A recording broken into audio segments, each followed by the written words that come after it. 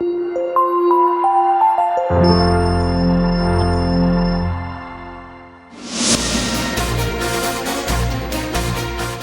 के मवाना में Mobil oil की दुकान में लगी भीषण आग।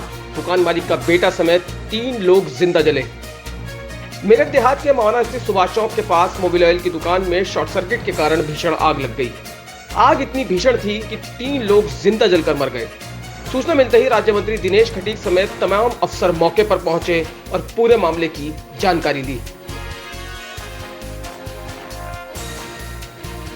मवाना के सुभाष चौक के पास सतीश की मोबिल ऑयल की दुकान है। रोजाना की तरह सुबह दुकान खुली, लेकिन करीब 10:30 बजे दुकान में भीषण आग लग गई। देखते ही देखते आग ने विकराल रूप धारण कर लिया। लोगों ने फायर ब्रिगेड को फोन करके आग बुझाने की कोशिश की, लेकिन तेज हवा के चलते आग भड़क उठी और सब कुछ धू-धू करके जलने लगा। आप तस्वीरों में देख सकते हैं कि किस तरह से आग भड़की हुई है और ऊंची ऊंची लपटें उठ रही हैं।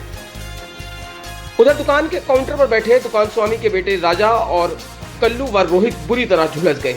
आनंद फानन में किसी तरह उन्हें वहां से निकाला गया और अस्पताल में भर्ती कराया गया, जहां डॉक्टरों ने उन्हें मृत घोषित कर दिया। कुल मिलाकर घंटों चली मशक्कत के बाद बामुश्किल आग पर काबू पाया गया। फिलहाल पुलिस फोर्स मौके पर है और राहत बचाव का काम जारी है।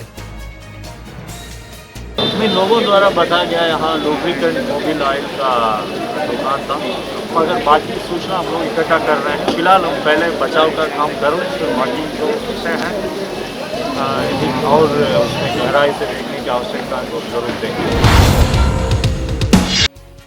राकेश टिकैत बोले, एमएसपी गारंटी कानून लागू होने पर ही आंदोलन वापसी की बात सोचेंगे।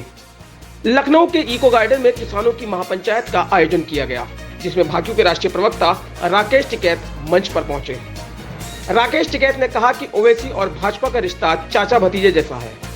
ओवैसी को सीएए और एनआरसी कानून रद्द करने के लिए टीवी पर बात नहीं करनी चाहिए, बल्कि भाजपा से सीधे बात करनी चाहिए। उनका चाचा है भाई, ये तो चाचा भतीजाओं की पार्टी है, अपना कह दे वो कर लेंगे। ओवैसी तो बीजेपी का चाचा है, उसे टीवी पे कहने की जरूरत ही नहीं, उनको कह देगा, मान लेंगे उसकी बात। टिकैत ने यह बयान ओवैसी के सीएए एनआरसी कानून रद्द करने की मांग को लेकर दिया है।